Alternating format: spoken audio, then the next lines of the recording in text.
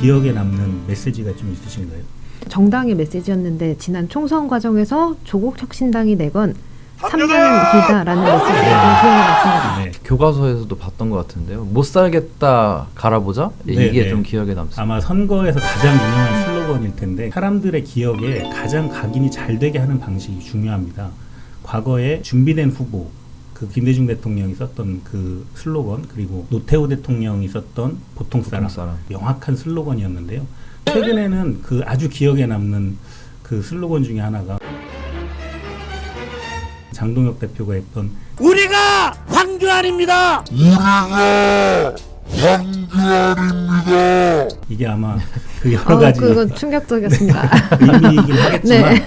메시지의 기능으로서는 굉장히 좋은 그 각인시키는 효과가 있었다고 생각을 합니다. 표심을 얻으려면 그 유권자에 대한 이해가 필요할 것 같은데요. 그렇습니다. 유권자가 어떤 가치관을 갖고 있고 어떤 관심사를 갖고 있고, 그리고 지역의 특성, 연령, 소득 수준 여러 가지 것들에 대해서 유권자들을 분석해 보는 것이 필요합니다. 같은 메시지라도 그것에 받아들인 사람의 반응에 따라서 약간 그 기능이 달라질 수 있습니다. 젊은 좀 신혼 부부가 많은 그런 지역이라면은 아이 돌봄, 아이 키우는 문제, 양육에 대한 문제, 아니면 주거나 교통에 대한 문제가 조금 부각돼야 되지 않을까요? 제가 있는 대덕구에도 주로 연령층이 높은 이제 네. 지역이 있는데 이런 지역에서는 상대적으로 이제 의료에 네. 대한 어떤 수요들, 그리고 교통이나 접근성에 대한 어떤 수요들이 많이 나타나는 것 같습니다. 선거 캠페인에 또 중요한 것 중에 하나가 내가 표를 얻는 것도 중요한데 상대의 표를 깎아먹는 것도 굉장히 중요하거든요. 이걸 이제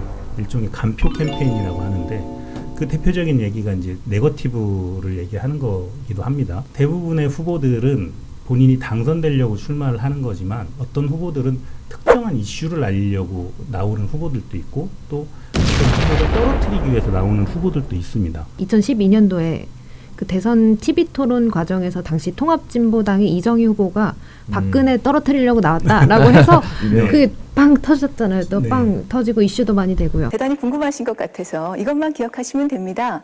박근혜 후보 떨어뜨리기 위한 겁니다.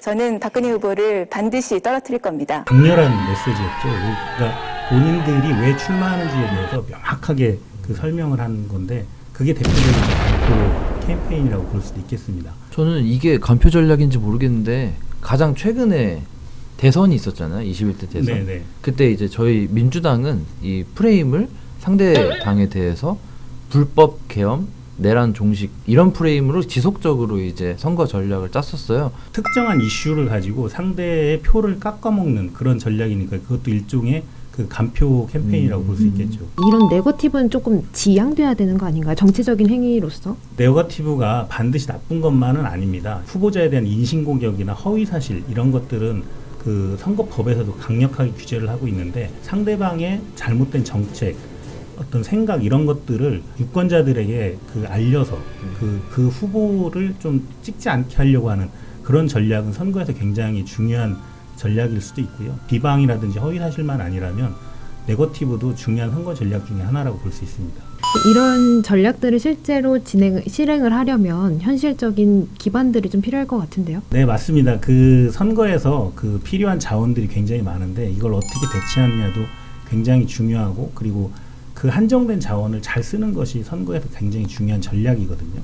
선거 캠프를 구성하는데 그 후보자와 같이 움직이는 참모들 또는 그 자원봉사자 그리고 조직들 이런 부분들도 굉장히 많이 필요한데 이런 건 이제 일종의 인적 자원이 될 거고요. 캠프를 구성하는 데 있어서 필요한 사무실, 자금, 차량, 홍보물 뭐 이런 것들도 필요할 텐데 이런 거는 일종의 물적 자원이라고 보면 될 것 같습니다. 그리고 후보자가 어떤 인생을 살아왔는지, 그리고 어떤 경험을 갖고 있는지, 어떤 일을 잘할 수 있는지 이런 것들도 굉장히 중요한데 이런 건 그 사회적 자원이라고 볼 수 있을 것 같고요. 그 어떻게 바꿀 수 없는 환경적 자원도 있습니다. 예를 들면 그 후보자가 어디에 태어났다든지 어떤 정당이라든지 시대적 흐름이 어떻다든지 이런 것들도 굉장히 중요한 요소들인데 이런 자원들을 어떻게 잘 배치할 거냐, 그리고 이걸 어떻게 그 유기적으로 효율적으로 활용할 수 있느냐 이런 것들이 선거 캠페인의 굉장히 중요한 요소라고 볼 수 있습니다. 그러니까 선거는 돈이 무조건 많다고 사람이 많다고 해서 이기는 게 아니라는 문제라는 말씀이시잖아요. 결국 분석,